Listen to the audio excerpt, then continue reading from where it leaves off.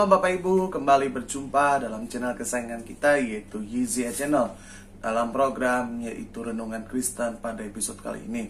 Dan mari Bapak Ibu jemaat Tuhan, dimanapun Bapak Ibu menyaksikan video ini, mari kita siapkan hati kita, buka hati kita untuk sama-sama kita belajar firman Tuhan. Namun sebelumnya Bapak Ibu dukung terus channel ini dengan cara subscribe, lalu kasih like-nya, serta sharekan video ini jika video ini memberkati kita semua. Oke? Tuhan Yesus memberkati kita semua. Shalom Bapak Ibu, jemaat Tuhan yang dikasihi Tuhan, sahabat-sahabat Yizia. Kita berjumpa kembali dalam channel kesayangan kita yaitu Yizia Channel, terutama pada episode kali ini dalam program Renungan Kristen. Oleh sebab itu, mari siapkan hati kita akan belajar firman Tuhan. Namun sebelumnya kita sama-sama akan awali pemberitaan firman Tuhan ini di dalam doa. Satukan hati kita bersatu hati di dalam doa. Bapa, kami mengucap syukur Tuhan pada kesempatan yang indah ini. Kami ada sebagaimana kami ada itu semua karena anugerah-Mu Tuhan. Di kesempatan yang indah ini kami siapkan hati kami buka hati kami untuk belajar firman-Mu. Mari Roh Kudus pimpin setiap kami agar kami mengerti kebenaran firman-Mu. Biarlah firman-Mu itu tertanam dalam lubuk hati kami yang paling dalam, sehingga kami menjadi pelaku firman-Mu Tuhan. Terima kasih. Mari Roh Kudus berbicara bagi setiap kami. Di dalam nama Tuhan Yesus kami sudah berdoa, kami sambut firman-Mu. Bersama-sama kita katakan, amin. Haleluya, puji nama Tuhan Yesus. Bapak Ibu, sama-sama kita akan belajar firman Tuhan. Oke, Bapak Ibu jemaat Tuhan, saya mengajak Bapak Ibu tuh sama-sama ambil Alkitab kita, ataupun ambil HP kita, ataupun iPad kita, ataupun tab kita, untuk sama-sama kita belajar firman Tuhan. Oke Bapak Ibu, kita buka pada episode kali ini firman Tuhan ini 11 ayat ke-22. Mari Bapak Ibu kita buka firman Tuhan dari Ibrani 11 ayat ke-22. Oke? Yang sudah dapat katakan, Tuhan Yesus keren. Haleluya. Oke, kita baca sama-sama dengan suara yang lantang, dengan penuh keyakinan, dengan penuh iman. Kita baca sama-sama. Oke? Sama-sama kita baca 1, 2, 3, ya. Karena iman, maka Yusuf menjelang matinya memberikan tentang keluarnya orang Israel dan memberi pesan tentang tulang belulangnya. Diulang. Sama-sama kita ulang. Ayat 22. Kita baca 1, 2, 3, iya. Karena iman, maka Yusuf menjelang matinya memberitakan tentang keluarnya orang Israel dan memberi pesan tentang tulang belulangnya. Puji nama Tuhan Yesus. Berbahagialah setiap kita yang bukan hanya cakap membaca firman Tuhan, tapi merenungkan firman Tuhan dan juga melakukannya. Haleluya. Puji nama Tuhan Yesus. Bapak Ibu jemaat Tuhan, sahabat Yizia Channel dimanapun Bapak Ibu berada menyaksikan video ini, pada episode kesempatan ini izinkan saya akan share firman Tuhan, yaitu dengan tema apa? Identitas orang beriman. Identitas orang beriman. Kita akan belajar dari salah satu tokoh di Alkitab yang keren sekali. Pada episode kali ini kita akan belajar dari namanya tokoh Yusuf. Haleluya. Apa Bapak Ibu? Namanya Yusuf. Jadi temanya adalah identitas orang beriman. Kita belajar dari tokoh Alkitab namanya Yusuf. Oke, Bapak Ibu, sebelum saya masuk ke materinya, seperti biasa episode sebelumnya kita telah belajar, kita telah mendengarkan firman Tuhan. Saya sudah sharekan firman Tuhan bagaimana identitas orang beriman, yaitu minggu lalu ataupun beberapa episode yang lalu kita belajar tentang teladan iman dari seorang namanya Abraham. Dan kalau Bapak Ibu baca, Bapak Ibu belajar dari Ibrani 11 ayat 1 sampai dengan ayat terakhir, di mana banyak-banyak tokoh dalam Alkitab yang Alkitab Ibrani itu mengatakan ada sebagai tokoh-tokoh iman. Atau kalau bisa dibilang mungkin bapak-bapak orang beriman gitu kan di dalam Alkitab. Nah, kali ini saya akan belajar, saya akan sharekan firman Tuhan. Kita akan sama-sama belajar dari tokoh yang bernama Yusuf. Haleluya. Oke Bapak Ibu, sebelumnya saya sedikit flashback. Sebelum saya masuk ke temanya ataupun materinya lebih dalam lagi, saya ingin memberitahukan bahwa Itu Yusuf adalah, kalau Bapak Ibu baca, adalah seorang tokoh di dalam perjanjian lama, di mana dia adalah merupakan dari 12 anak Yakub, atau kalau sudah dibilang adalah 12 anak Israel. Nah, yang hingga kini 12-nya itu menjadi suku besar di Israel gitu. Itu adalah anak-anak Yakub. Nah, salah satunya anak Yakub adalah Yusuf.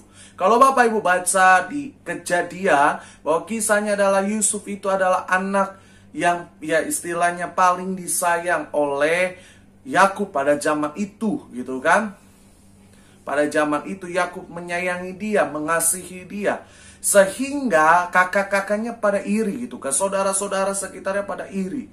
Akhirnya singkat cerita dia dijual lah ke Mesir. Nah, untuk dijadikan budak. Jadi kalau zaman dulu, Pak, Bu, Mesir itu adalah negara adidaya atau negara yang berkuasa. Ya kalau gambarannya adalah zaman sekarang adalah seperti Amerika Serikat gitu. Kalau dulu di perjanjian lama itu adalah Mesir, negara yang berkuasa. Artinya segala sesuatu, roda pemerintahan, roda ekonomi dunia ada di Mesir. Jadi kenapa kakak-kakaknya menjual Yusuf? Supaya yang pertama pasti buat dapat duit, betul. Yang kedua apa? Supaya Yusuf suatu hari nanti nggak jadi orang sukses, tapi jadinya apa? Budak. Makanya dimasukilah Yusuf ke sumur, lalu dibawalah Yusuf sama saudaranya ke Mesir, dijuallah Yusuf di sana. Nah, pada episode kali ini kenapa pertanyaannya Alkitab Ibrani menyatakan bahwa Yusuf itu sebagai orang beriman gitu, atau tokoh-tokoh orang beriman. Nah, kita akan belajar Bapak Ibu, kenapa sih Yusuf menjadi orang beriman, atau Yusuf bisa dibilang adalah tokoh orang beriman atau tokoh iman dalam Alkitab. Amin. Haleluya. Haleluya. Saya menemukan kenapa Yusuf menjadi tokoh orang beriman, tokoh iman dalam Alkitab. Yang pertama, menurut saya cari, saya renungkan adalah Yusuf berani hidup dalam kebenaran. Apa? Yusuf berani hidup dalam kebenaran. Kita buka Kejadian 39 ayat 12. Kejadian 39 ayat 12. Sama-sama yang sudah dapat katakan Tuhan Yesus keren. Haleluya. Sama-sama kita baca. 1, 2, 3. Ya. Lalu perempuan itu memegang baju Yusuf sambil berkata, "Marilah tidur dengan aku." Tetapi Yusuf meninggalkan bajunya di tangan perempuan itu dan lari ke luar. Haleluya. Sekali lagi kita baca. Ayat 12. Lalu perempuan itu memegang baju Yusuf sambil berkata, "Marilah tidur dengan aku." Tetapi Yusuf meninggalkan bajunya di tangan perempuan itu dan lari keluar. Puji nama Tuhan Yesus. Jadi yang pertama yang saya dapatkan adalah Bapak Ibu, kenapa Yusuf dibilang adalah tokoh Alkitab atau tokoh orang beriman dalam Alkitab. Yang pertama saya ketemukan adalah bahwa Yusuf berani hidup dalam kebenaran. Sama-sama katakan bersama saya, Yusuf berani hidup dalam kebenaran. Kejadian 39 ayat 12 ini, kalau Bapak Ibu baca, adalah satu peristiwa di mana Yusuf punya peluang. Saya bilang, peluang besar untuk jatuh dalam dosa. Kalau kita sudut pandangnya sebagai anak Tuhan. Tetapi kalau kita sudut pandangnya sebagai orang dunia, Kejadian 39 ayat 12 ini adalah saat-saat peluang besar di mana Yusuf bisa menikmati yang namanya tanda kutip surganya dunia. Betul? Iya, Kejadian 39 ayat 12 ini di mana Yusuf diajak gitu kan sama perempuan. Bapak Ibu tahu nggak perempuannya itu siapa? Tante Poti gitu kan. Ucup, ayo sini tidur sama aku, sama tante. Yuk sini Ucup, yuk tidur yuk. Gitu kan. Nah, saya percaya bahwa Yusuf di satu titik di mana dia harus memilih. Betul, harus memilih menerima tawaran itu atau menolak tawaran itu. Setuju sama saya Bapak Ibu? Nangkap kan? Jadi kalau Yusuf berpikirnya gini, kalau posisi dia menerima tawaran itu, minimal dia disayang sama Tante Poti. Betul? Minimal apa? Dia dikasih apapun yang dia minta oleh Tante Poti, gitu. Tapi kalau posisinya dia memilih untuk menolak, saya percaya dia akan apa? Dimasukin penjara. Saya percaya Yusuf akan berpikir apa? Bahwa dia akan dipecat dari jabatannya hari itu. Nah, ini kalau saudara dan saya, kita berpikir seperti ini, posisi Yusuf itu tidaklah enak gitu kan. Kerja di keluarga besar Potifar gitu kan. Kerja di keluarganya Potifar. Hidup makan dari Potifar gitu kan. Tetapi hari itu istrinya si Tante Poti gitu kan menggoda dia. Dan itu bisa berakibat fatal apa? Bisa hidupnya hancur. Ini bagi saya Pak, Ibu, kalau Bapak Ibu renungin ini, itu sebagai suatu hal, keputusan yang sangat-sangat krusial, keputusan yang sangat-sangat, susah untuk diambil gitu kan. Betul nggak? Iya. Amin. Tetapi saya mau bilang, Alkitab bilang apa? Yusuf mengambil keputusan apa? Dia tidak mau tidur dengan Tante Potifar. Apa? Dia tidak mau tidur dengan Tante Poti.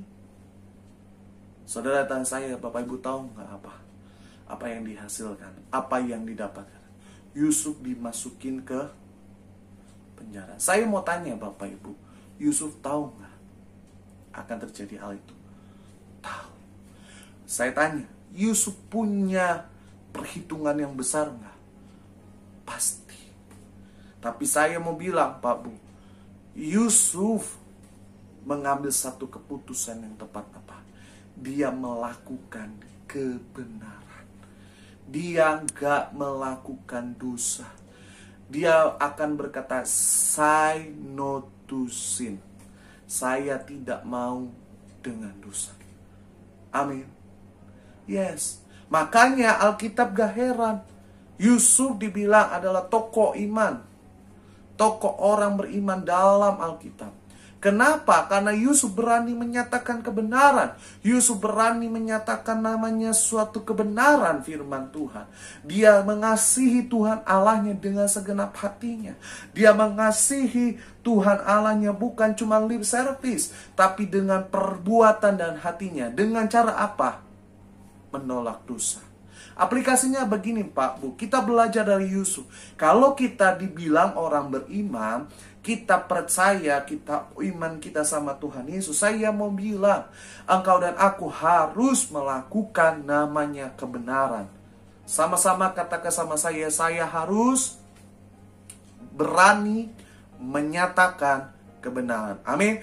Dimanapun Bapak Ibu berada, dimanapun Bapak Ibu beraktivitas, di dunia marketplace, di dunia bisnis, di dunia pendidikan, di dunia pelayanan pun, saudara dan saya harus berani, yaitu menyatakan kebenaran, melakukan kebenaran. Kalau Bapak Ibu dan saya adalah orang yang beriman, maka Bapak Ibu wajib harus, ini saya bilang nih, wajib harus apa? Menyatakan kebenaran. Amin. Saya suka sedih, kenapa? Kebanyakan orang Kristen hari ini, ya kalau dibilang beriman sama Tuhan, Pak, saya beriman kok sama Tuhan, Pak Pendeta. Gitu kan. Saya percaya, saya punya iman yang besar sama Tuhan. Gitu kan. Tapi, suka sedih saya sebagai hamba Tuhan. Kenapa? Karena ketika engkau masuk dalam dunia sekulermu, profesionalmu, marketplace, engkau apa? Engkau nggak bisa menyatakan kebenaran. Benar nggak? Lingkunganmu, contohlah, lingkunganmu apa? Pada gaya hidup apa? mencuri. Saya bilang, kebanyakan orang Kristen akhirnya apa? Bukannya jadi garam, bukannya menyatakan kebenaran, bukannya menyatakan Kristus sebagai Tuhan di tengah mereka, tetapi apa? Malah ikut-ikutan. Gitu kan. Malah ikut-ikutan, nebeng. Saya suka sedih. Kalau saya suka berpikir begini, loh, apa bedanya kita dengan orang dunia kalau kita sama seperti mereka? Betul? Iya kan? Apa bedanya kita kalau kita melakukan dosa? Kalau engkau sekelilingmu, teman-temanmu, lingkunganmu, maaf, tukang penjina, ya engkau gak boleh jadi penjina. Tapi engkau harus apa? Berani menyatakan kebenaran. Saya suka selalu kasih contoh begini. Ini contoh ya, bapak-bapak, contoh ya, Pak, dengar Pak. Kalau kita beriman sama Tuhan, kita belajar dari Yusuf. Apa? Dia berani menyatakan ketidakbenaran. Kalau itu benar-benar, kalau ini nggak benar. Jangan yang nggak benar dijadikan benar gitu. Contoh apa Pak? Pak, bapak-bapak dengar saya. Halo? Iya kan? Kalau bapak-bapak kalau disinggung dosa, langsung mukanya manyun, gitu kan, palanya tertunduk. Ya kan, Pak, kalau engkau punya proyek, perusahaanmu punya proyek, ada klien dari luar negeri, harus kita servis, harus kita layani. Saya kebanyakan punya teman, punya kenalan gitu kan. Rata-rata mereka servis kliennya dari luar negeri apa? Ke pantai. Panti pijat plus. Kalau enggak kemana? Karaoke. Saya mau bilang, kalau kita orang Kristen, kita beriman sama Tuhan, jangan Bapak Ibu datang ke nganterin klien, Pak, terus Bapak masuk ke kafe, ke bar, ikutan lagi dipijit. Saya mau bilang Pak, bahwa apa? Bahwa itu nggak menunjukkan kita hidup dalam kebenaran. Itu nggak menunjukkan kita apa? Hidup sebagai orang yang beriman, percaya sama Tuhan. Lah sama aja kita sama orang dunia. Betul nggak? Iya. Tapi hari ini kita belajar dari Yusuf. Yusuf berani kok ambil keputusan. Dia nggak mau hidup dalam dosa. Dia mengasihi Tuhan dengan segenap hatinya. Akhirnya apa? Memang saya bilang, dia masuk penjara. Tapi Bapak Ibu lihat di episode-episode selanjutnya, di ayat-ayat pasal-pasal selanjutnya, dia apa? Dipromosikan Tuhan. Jadi artinya gini Pak, saya mau bilang Bapak Ibu, terutama Bapak-Bapak, nggak selamanya apa yang di dunia tawarkan, apa yang dunia suka lakukan itu bisa membuat kita berhasil. Sekali lagi, nggak selamanya Pak, Bu, dengar. Apa yang dunia tawarkan dan dunia lakukan seperti biasa, cara-cara dunia itu bisa membuat engkau berhasil.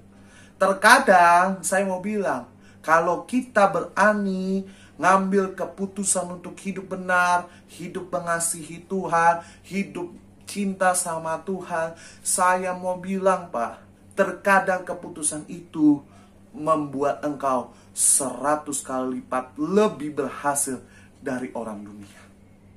Amin. Betul nggak? Betul. Saya kan pernah sharing ke sini Bapak Ibu. Saya pernah sharing kan, pernah di video pernah ngomong gini. Ada orang yang jemaat gitu kan, yang didoakan bisnisnya, dikasih tahu hamba Tuhan bahwa Pak jangan sini kalau mau berhasil. Singkat cerita, dia memang pada saat antar kliennya ke pantai pijat-pijat gitu kan, ke bar gitu kan, tapi akhirnya nggak jadi. Memang hari itu proyek itu gagal, proyek itu nggak berhasil. Tapi Bapak Ibu tahu nggak? Saya mau bilang, saya kan sering kan pernah share kan, bahwa Tuhan tuh nggak pernah berhutang. Akhirnya apa? Dia jauh dapat proyek yang lebih besar, harganya nominalnya daripada proyek yang dia gagal. Amin. Jadi saya mau bilang nih Bapak Ibu, Pak, Bu, dengar. Kalau kita belajar dari Yusuf menyatakan kebenaran. Yusuf berani hidup dalam kebenaran. Aplikasinya bagi setiap kita yang pertama, kalau kita orang beriman, ayo kita harus hidup berani dalam kebenaran. Yang setuju katakan amin. Haleluya. Oke, itu yang pertama. Yang kedua yang bisa kita pelajari dari Yusuf, sehingga Yusuf itu bisa dibilang atau diperkatakan bahwa dia adalah orang atau tokoh orang beriman. Oke, kita buka Kejadian 45 ayat 4 dan 5. Sudah dapat katakan puji Tuhan. Haleluya. Kejadian 45 ayat 4 dan 5. Sama-sama kita baca dengan suara yang lantang. 1, 2, 3, iya. Lalu kata Yusuf kepada saudara-saudaranya itu, marilah dekat-dekat.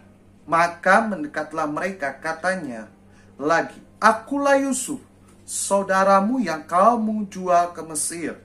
Ayat 5, tetapi sekarang janganlah bersusah hati, janganlah menyesali diri, karena kamu menjual aku ke sini, sebab untuk memelihara kehidupanlah Allah menyuruh aku mendahului kamu. Haleluya. Puji nama Tuhan Yesus. Jadi yang kedua dari Kejadian 45 ayat 4 dan 5 ini saya dapatkan, saya renungkan, Pak, kenapa Yusuf bisa dibilang adalah sebagai salah satu tokoh orang beriman dalam Alkitab yang patut dan kita teladani adalah yang kedua, Yusuf berani hidup dalam kasih. Sama-sama katakan, Yusuf berani hidup dalam kasih. Amin. Seperti yang tadi saya bilang bahwa Yusuf itu punya cerita. Yusuf itu adalah anak kesayangan dari Israel atau Yakub. Nah, dari antara 12 anak Yusuf adalah anak kesukaan, sehingga saudara-saudaranya jual Yusuf ke Mesir untuk jadi budak. Pikiran mereka, pikiran saudara-saudaranya apa? Yusuf akan jadi orang yang tidak berhasil. Yusuf akan menjadi orang yang tidak beruntung, atau bisa jadi Yusuf jadi budak, gitu kan? Tetapi saya mau bilang, pada kenyataannya Allah menyertai Yusuf. Dan juga saya percaya Yusuf punya hati yang baik. Sehingga apa?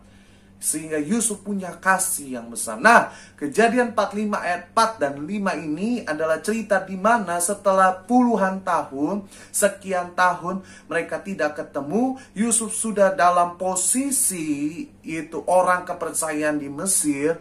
Dan ketika saudara-saudaranya datang ke negeri Mesir, Yusuf tahu bahwa itu saudaranya. Dan saya mau bilang, Pak, yang kerennya apa? Yusuf gak dendam.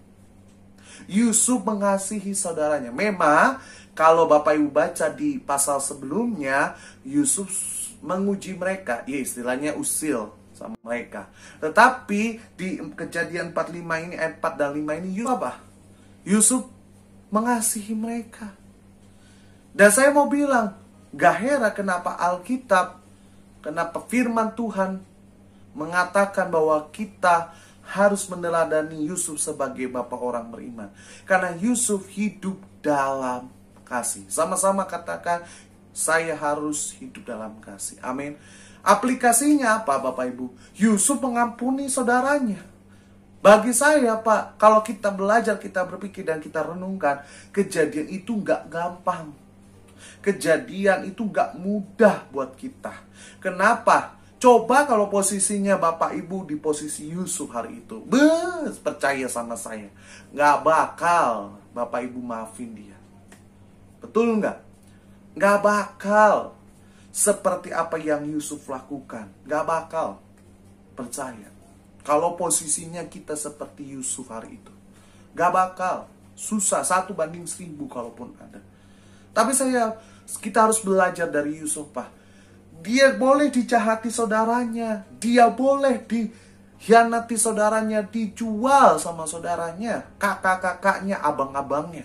Tapi saya mau bilang, Yusuf tetap sayang sama mereka. Yusuf punya kasih yang besar sama mereka, sehingga Yusuf mengampuni mereka. Dan akhirnya dipraktekkan, dibuktikan dengan cara apa? Ketika mereka datang lagi ke Mesir, Yusuf terima dengan lapang tangan, dengan tangan yang terbuka. Ayo kak, datang sama aku, peluklah akulah Yusuf. Kurang lebih seperti itu. Itu keren pak, keren. Makanya gak heran Alkitab julukin Yusuf itu orang beriman. Gak heran. Kenapa? Karena Yusuf punya kasih yang besar. Amin. Ya.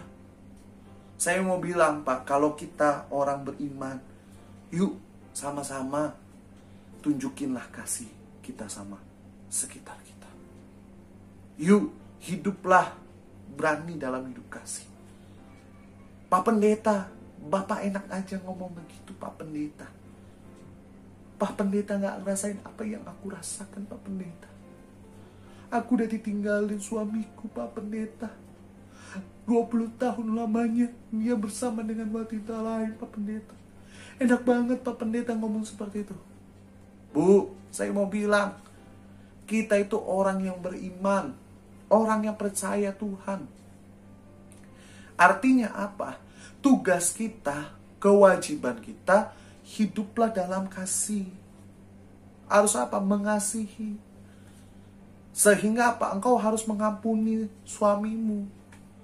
Ketika engkau sudah mengampuni suamimu, barulah Tuhan lakukan perkaranya. Amin. Apa? Tuhan apa? Akan menjumpai suamimu. Betul nggak? Pola pikirnya harusnya begitu. Bener nggak Pak Bu? Iya, pola pikirnya harus begitu. Bukannya saudara dan saya apa? Bukannya berpikirnya apa? Tuhan yang kembaliin suami kita baru kita ampuni. Enggak. Saudara kalau punya dendam, saudara dulu yang harus ampunin dia. Tugas kita hiduplah dalam kasih, supaya kasih itu menyelamatkan orang itu. Sekali lagi nih ya, tugas kita hidup dalam kasih. Dengan cara apa? Mengampuni. Barulah ketika kita sudah mengampuni dia, sudah mendoakan dia, kasih itu, kasih yang kita miliki itu, Tuhan pakai untuk menyelamatkan dia. Artinya Tuhan lakukan perkaranya, kita pun juga lakukan tugasnya. Tapi kan selama ini kebalik, betul nggak? Iya kan? Selama ini apa? Kita cuma minta, Tuhan tolong selamatkan dia, Tuhan tolong selamatkan dia. Tapi kitanya nggak pernah ngelakuin apa-apa. Kitanya masih berdendam. Kitanya masih marah sama dia. Masih nggak bisa ngampuni. Saya mau bilang Pak Bu, kita jadi orang Kristen, jadi orang yang beriman, haruslah orang yang hidup dalam kasih. Amin. Jadi yang kedua, kita belajar berani, Yusuf itu berani hidup dalam kasih. Amin. Oleh sebab itu aplikasinya bagi setiap kita. Pak Bu, dimanapun Bapak Ibu menyaksikan video ini, saya berharap, saya doa, Pak Ibu harus hidup dalam kasih. Dengan bukti apa? Engkau harus mengampuni. Dengan bukti apa? Engkau harus menyayangi. Engkau dengan bukti apa? Engkau harus mendoakan musuhmu. Itu tugas kita. Itu tugas kita. Tugas Tuhan adalah menjamah, menjumpai pribadi orang tersebut. Amin. Iya. Jadi yang kedua, Yusuf apa? Yusuf hidup dalam kasih. Amin. Oke Bapak Ibu, video ini akan saya bagikan dalam 2 part. Kita belajar part pertama ini dulu. Yang pertama, kenapa Yusuf dibilang orang beriman?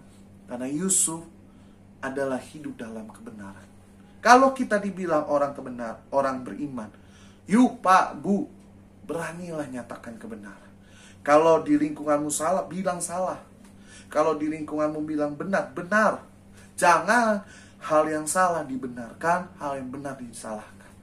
Jangan pernah jadi orang yang mengikuti dunia, tapi jadilah orang yang berani melawan dunia. Kenapa? Karena kalau engkau melawan dunia, berarti engkau sudah jadi orang yang beriman sama Tuhan. Amin. Yang kedua, orang yang beriman belajar dari Yusuf. Yusuf berani hidup dalam kasih. Aplikasinya bagi setiap kita sebagai orang percaya, ayo Pak, hiduplah dalam kasih. Dengan cara apa? Salah satunya simpel, mengampuni. Yusuf berani mengampuni saudaranya. Yusuf berani mengampuni abangnya. Yusuf berani mengampuni teman-temannya. Yusuf berani mengampuni Potifar, istri Potifar. Dan Yusuf berani menunjukkan kasih yang besar kepada mereka. Dia terima saudaranya yang sudah jual dia. Sehingga Alkitab tidak salah bilang bahwa Yusuf adalah orang beriman. Yusuf adalah tokoh beriman. Nah, aplikasinya bagi setiap kita, kalau kita orang beriman, ayo Pak Bu, saya ajak Bapak Ibu apa? Kita hiduplah dalam kasih. Kasihilah sesamamu, kasihilah sekitarmu, bahkan yang utama kasihilah musuhmu. Sebab saya percaya ketika kita sudah mengasihi musuh kita, kita berdoa bagi musuh kita, kasih yang besar itu yang akan menyelamatkan musuh kita, akan menjumpai sehingga dia bertobat. Haleluya. Jadi doa saya Bapak Ibu, tetaplah kita berjuang dalam hidup ini. Tunjukkanlah kalau kita orang-orang beriman. Nantikan part kedua dari episode ini, dan Tuhan Yesus memberkati kita semua. Amin. Mari Bapak Ibu jemaat Tuhan, sama-sama kita berdoa pada kesempatan yang indah ini. Mari kita teduhkan hati kita, tundukkan kepala kita, kita bersatu hati, kita bersatu dalam doa. Kami ucap syukur Bapa yang baik akan setiap kasih kebaikan-Mu. Pada kesempatan yang indah ini kami telah belajar firman-Mu, di mana kami belajar dari Yusuf Tuhan sebagai orang beriman. Ajar kami yang pertama untuk hidup dalam kebenaran. Roh Kudus mampukan kami untuk memilih keputusan mana yang benar, keputusan yang mana yang sesuai dengan kehendak dan isi hati-Mu Bapa, sehingga kami bukan mengikuti dunia ini tetapi menjadi terang bagi dunia ini Bapa. Yang kedua, ajar kami Roh Kudus untuk kami hidup dalam kasih, terutama ajar kami untuk saling mengasihi dan juga saling mengampuni. Kami percaya ketika kami sudah mengampuni orang yang telah menyakiti hati kami, Engkau Tuhan yang akan menjumpai orang tersebut. Kami percaya suatu hari nanti mereka akan kami percaya suatu hari nanti mereka akan bertobat, akan berubah Tuhan. Terima kasih Bapa, Roh Kudus mampukan setiap kami agar kami menjadi pelaku firman-Mu Tuhan. Terima kasih Tuhan, berkati siapapun yang telah menyaksikan video ini, apapun yang mereka kerjakan, Tuhan selalu buat berhasil, sayangi mereka, buat berhasil hidup mereka dalam penjagaan, dalam perlindungan-Mu Tuhan. Apapun yang menjadi doa harapan mereka, Tuhan dengar, Tuhan jawab. Terima kasih Tuhan, berkati juga bangsa Indonesia dalam damai sejahtera, dalam shalom Allah menyertai bangsa ini. Terima kasih Tuhan, tiba saatnya pada saat yang indah ini, kesempatan hari ini kami akan terima berkat-Mu. Mari Bapak Ibu angkat kedua tangan kita, kita aminkan segala berkat ini menjadi berkat bagi Bapak Ibu dimanapun Bapak Ibu merangkah. Aminkan segala perkataan ini, hati Engkau dan melindungi Engkau. Tuhan menyinari engkau dengan wajahnya dan memberi engkau kasih karunia. Tuhan menghadapkan wajahnya kepadamu dan memberi engkau damai sejahtera. Kini terimalah berkat yang manis, berkat yang sempurna dari Allah Bapa, serta persekutuan dari Roh Kudus menyertai kita mulai hari ini sampai dengan kedatangannya, sampai selama-lamanya kedatangannya di awan-awan yang kedua kali menjemput kita menjadi mempelai-mempelai Kristus. Mari kita sambut berkat ini hanya di dalam satu nama yang penuh kuasa, dalam nama Tuhan Yesus. Haleluya. Bersama-sama kita katakan amin. Puji nama Tuhan Yesus. Bapak Ibu, kita telah belajar firman Tuhan. Doa saya Bapak Ibu tetap semangat, tetap maju, jangan pernah takut, jangan pernah menyerah, sebab Tuhan mengasihi setiap kita. Oke, sampai jumpa di video-video selanjutnya. Tuhan Yesus memberkati kita semua. Shalom.